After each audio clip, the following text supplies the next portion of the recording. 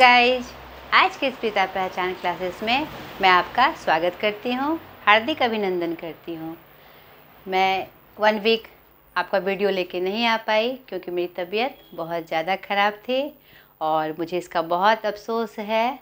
तो आशा करती हूँ, भगवान से दुआ करती हूँ कि मेरी तबीयत ठीक ठाक रहे। आप लोग भी दुआ करिए कि मेरी तबीयत ठीक रहे और मैं आपके साथ बनी रहूँ और आपको मैं सहयोग करती रहूँ। ठीक है बेटा। तो आज के इस क्लास में हम जानेंगे व्याकरण सत्र जो हमारा रेगुलर चला रहा है। शब्द विचार में हम चल रहे थे, वर्ण विचार हमारा ख़त्म हो गया। शब्द विचार में भी मेन चीज़ हमारे ख़त्म हो गए। हमने जो शब्द का वर्गीकरण देखा था उसका अंतिम भाग चल रहा है रूपांतर की दृष्टि से। नहीं, रूपांतर की दृष्टि से शब्द के कितने भेद? 2 भेद। ठीक है, विकारी और अविकारी। तो हमने विकारी के बारे में सब कुछ जाना। संज्ञा, सर्वनाम, विशेषण, क्रिया विकारी में आते हैं और आपका अविकारी में भी 4 भेद हैं उसके। कौन कौन? क्रिया विशेषण, संबंध बोधक, समुच्चय बोधक और विस्मयादि बोधक।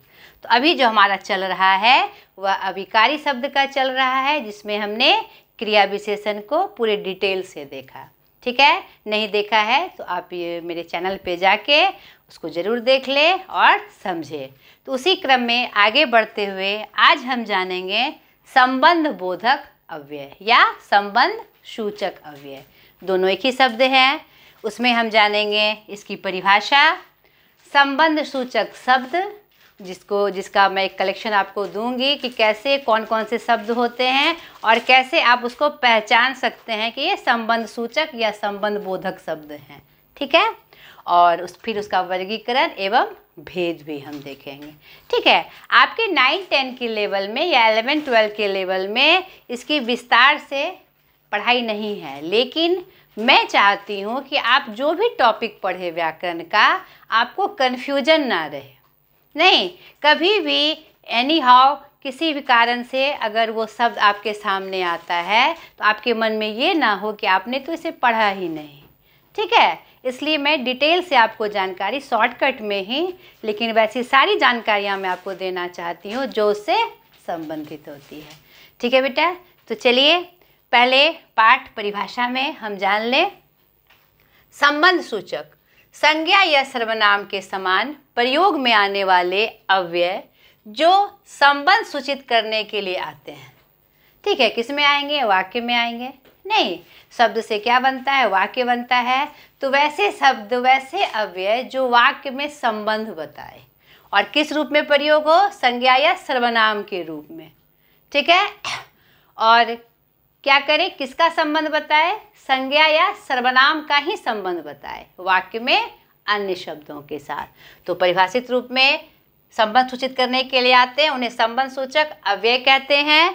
दूसरे शब्दों में, जो कि सर्वमान्य परिभाषा है हमारी, जो अव्यय संज्ञा या सर्वनाम का संबंध वाक्य के दूसरे शब्दों के साथ बताए उसे संबंध बोधक या संबंध सूचक अव्यय कहते हैं। ठीक है, यानी कि यह क्या काम करता है? वाक्य में यह संबंध बताता है संज्ञा या सर्वनाम का दूसरे शब्दों के साथ। तो उस संबंध बताने में कुछ शब्दों का प्रयोग होता है। नहीं, तो उसी को क्या कहते हैं? संबंध बोधक या संबंध सूचक शब्द। ठीक है, जैसे भर, तक, सहित, खिलाफ, को, काके की, आपके जो क्या कहते हैं वाक्यों में जिसका प्रयोग होता है लिंग के अनुसार या वचन के अनुसार काके की का प्रयोग होता है। ठीक है, बाबत, द्वारा, पर, मार्फत, कारण आदि। तो ये सब शब्द आप मन में बैठा लीजिए कि ये सब कौन से शब्द हैं? हमारे संबंध सूचक शब्द। और यहाँ पर ध्यान देना है कि ये शब्द जो आएंगे वह संज्ञा या सर्वनाम का संबंध बताएंगे।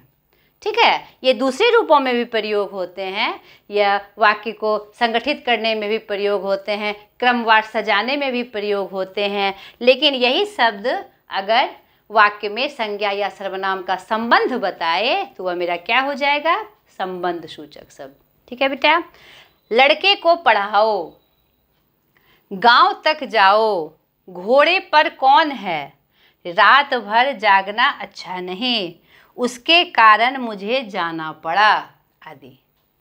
तो यहाँ पर को, तक, आप देखिए को, तक, पर, भर, कारण, यह क्या बता रहा है? संबंध बता। लड़के को नहीं पढ़ाओ, संबंध बताते हुए। गांव तक नहीं जाओ, कहाँ तक भाई? गांव तक, संबंध बता रहा है। घोड़े पर कौन है? कौन है? घोड़े पर। किस पर? घोड़े पर, यानी संबंध बताया जा रहा है। रात भर जागना अच्छा नहीं। क्या अच्छा नहीं? रात भर जागना। तो भर शब्द किसके लिए आया? संबंध सूचक के लिए आया। उसके कारण मुझे जाना पड़ा। कारण मतलब क्या होता है? कारण का शाब्दिक अर्थ हम जाने तो काउज नहीं, कारण, कोई विशेष कारण। लेकिन यहाँ पर देखिए ये कारण शब्द किसके लिए प्रयुक्त हुआ है?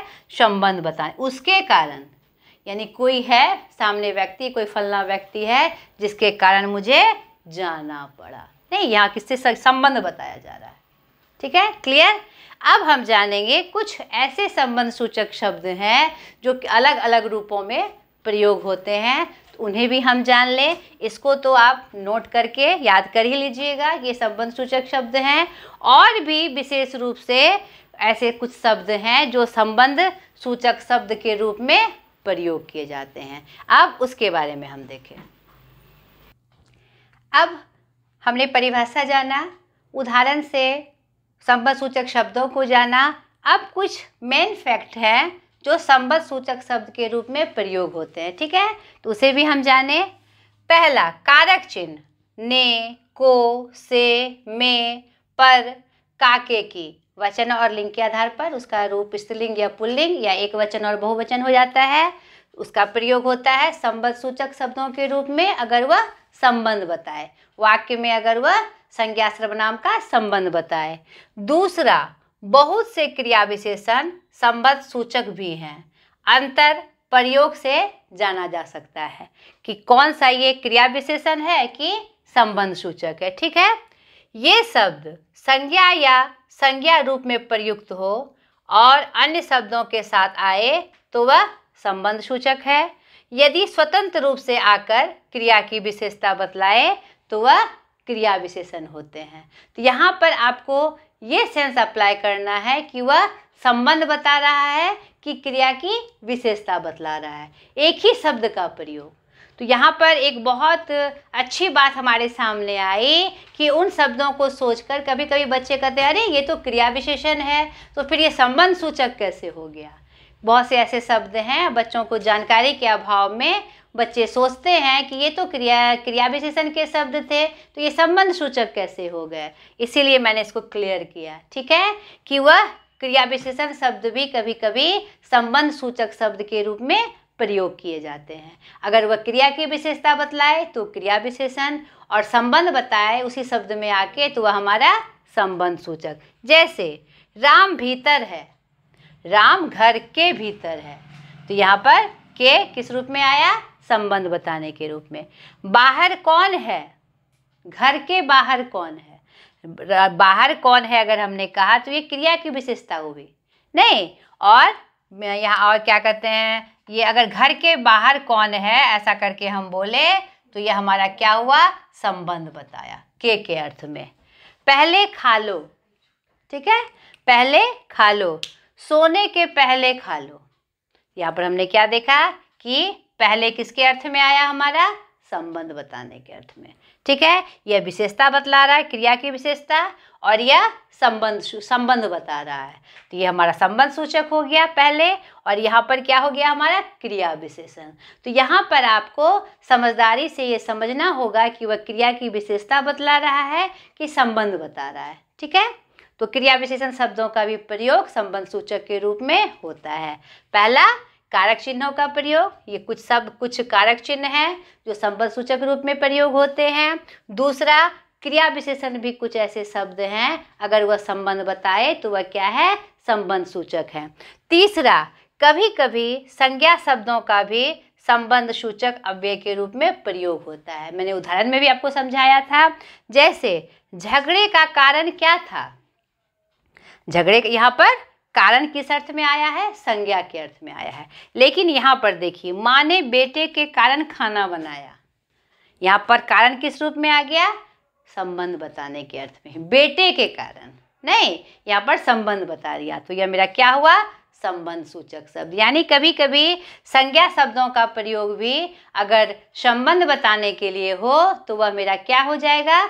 संबंध सूचक शब्द हो जाएगा। चौथा, कभी कभी विशेषण शब्दों का प्रयोग भी संबंध सूचक अव्यय के रूप में होता है। जैसे लड़का लायक है, विशेषण बताया हमने, लड़का का विशेषता बताया, जातिवाचक संज्ञा है, और हमने विशेषता बताया कि लड़का क्या है? लायक है।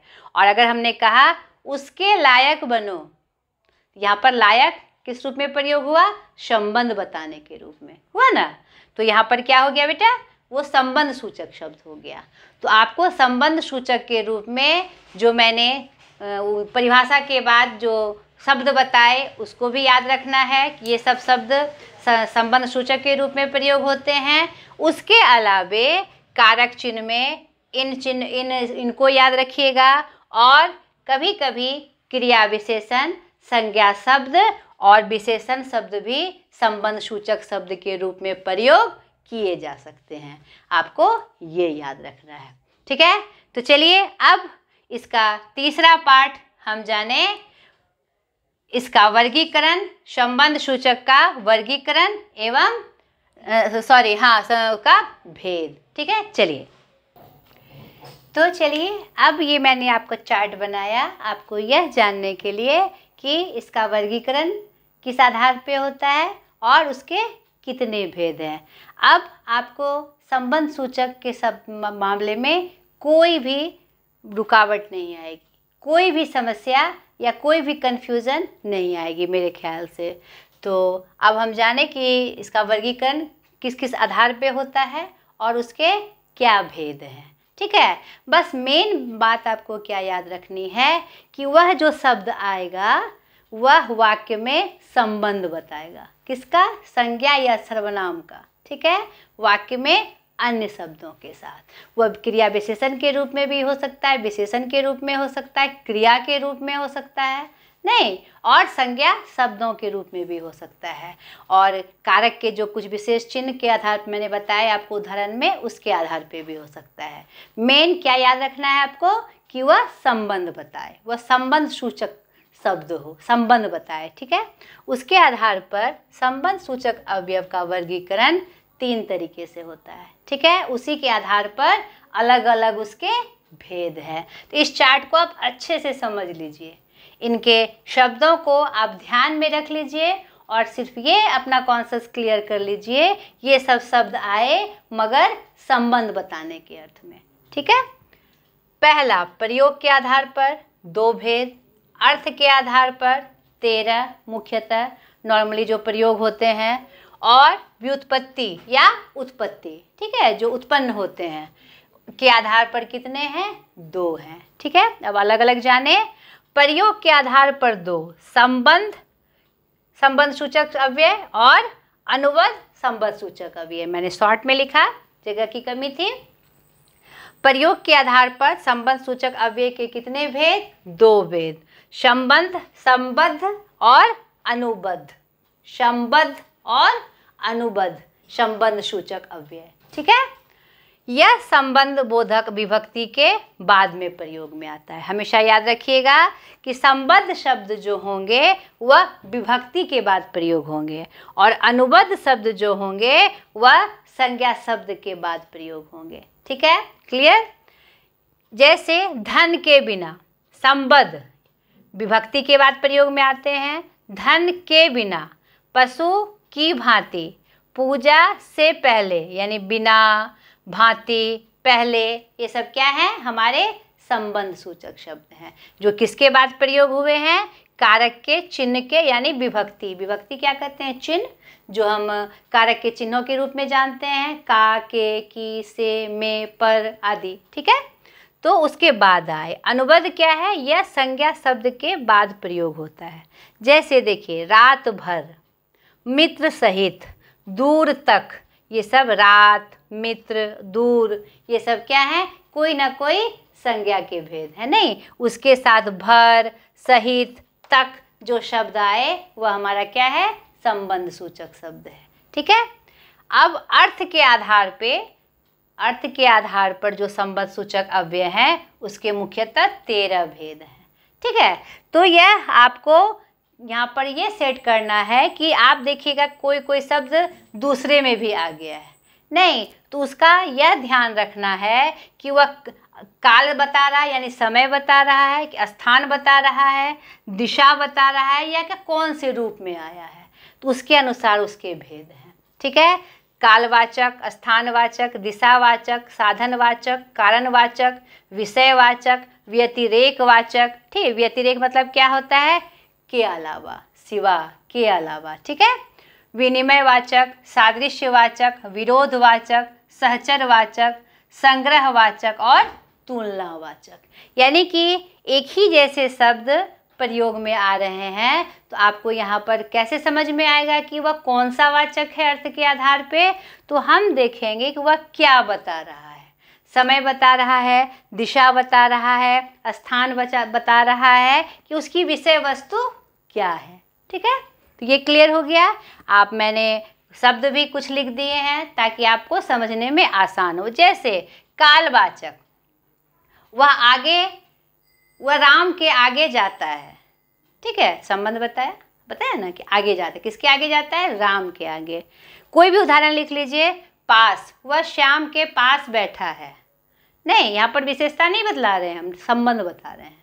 कोई भी उदाहरण देख लीजिए, कारण, मैं उसके कारण बाजार गया, मैं उसके कारण क्रिकेट खेला, मैं उसकी खातिर भोजन बनाया आदि, यानी संबंध बताया। कोई भी मार्फत से वह संबंध बताएगा। आगे भी देखिए, समान, मुझे राम के समान बनना है, नहीं मुझे अपने गुरु के समान आगे बढ़ना है, तो क्या हुआ, हमने संबंध बताया। सहचरवाचक, अव्यतिरेक है, राम के सिवा मुझे कुछ नहीं चाहिए, नहीं भोजन के सिवा मुझे कुछ नहीं चाहिए, तो यहाँ पर भी क्या बताया जा रहा है, संबंध बताया जा रहा है। कोई भी शब्द आप ले लीजिए, संग्रहवाचक में जैसे तक, मुझे पहाड़ तक जाना है, तो मैंने क्या बताया, पहाड़ तक जाने का मैंने संबंध बताया, संबंध सूचक शब्द हो गया। तुलनावाचक, नहीं मुझे आम की अपेक्षा अमरूद पसंद है, या अमरूद की अपेक्षा आम पसंद है। ठीक है, तुलना करते हुए हमने बताया, लेकिन क्या बताया, संबंध बताया। आम की अपेक्षा यानी उससे मैंने संबंध बता दिया। तो यानी ये जितने भी शब्द हैं, तो इसका भले अलग अलग पार्ट में हो, लेकिन वह क्या बताएगा, संबंध बताएगा। ठीक है। तो आपको व्याकरण की दृष्टि से ये याद रखना चाहिए कि प्रयोग के आधार पे उसके कितने भेद, अर्थ के आधार पे उसके कितने भेद, और यहाँ पर थोड़ा जगह की कमी थी तो व्युत्पत्ति यानी उत्पत्ति के आधार पर भी इसके कितने भेद हैं, 2 भेद हैं। एक मूल संबंध सूचक और दूसरा यौगिक संबंध सूचक।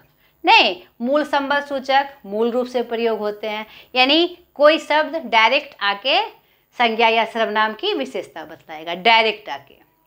और दूसरा यौगिक संबंध सूचक शब्द जो है वह मिल के आएगा, जुड़ के आएगा, या तो संज्ञा के साथ, या विशेषण के साथ, या क्रिया विशेषण के साथ, या क्रिया के साथ। इसीलिए इसे क्या कहा गया, यौगिक संबंध सूचक। लेकिन बताएगा क्या, संबंध बताएगा।